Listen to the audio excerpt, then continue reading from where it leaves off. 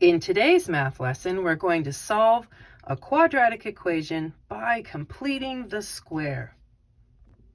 In this lesson, as with any lesson where you are solving a quadratic equation, we are truthfully looking for where the quadratic crosses the x-axis. So we are on the hunt using a different method, completing the square, for those x-intercepts.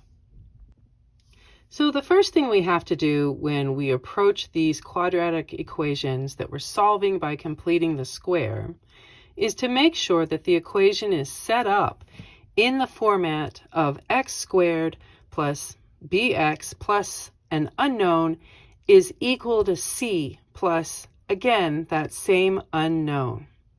And with this, we know that a must equal 1. So if a is not equal to 1, if you have a leading coefficient in front of your squared term, we have to factor that out.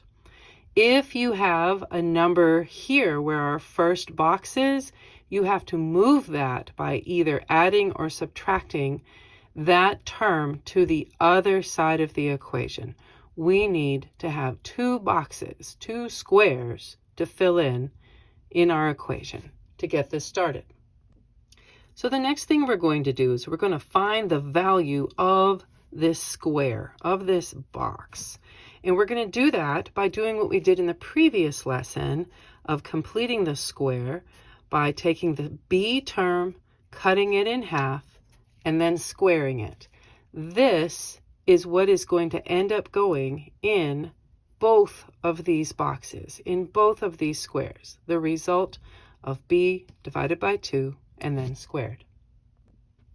So our third step is the whole reason that we've done this process of figuring out what goes in these squares, of completing this square, is we're going to condense. We're going to condense our x squared plus bx plus this b divided by 2 squared that we got right there into a very friendly quantity. We have made a perfect square. We've forced it to happen, of what's going to be our x plus, really truthfully, whatever this second term, if b is positive, there will be a plus. If b is negative, this will be a minus. And then here inside our binomial is what we got when we divided b by 2, when we cut it in half. From here, we're going to solve for x. And in doing that, we have to remember that if you have a quantity squared, the way to get rid of a square is to square root it, because squares and square roots are opposites. They cancel each other out. And also we have to remember that what you do on one side of the river, one side of the equation, you have to do to the other side of the equation.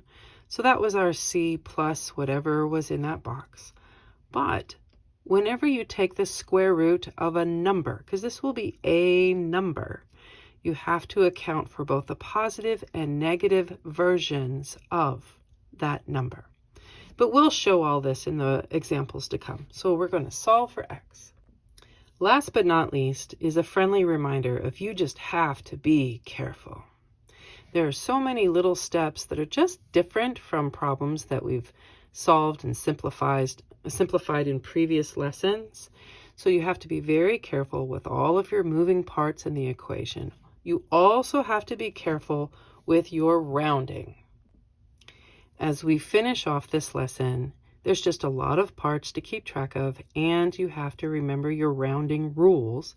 5 or more, raise the score. 4 or less, let it rest.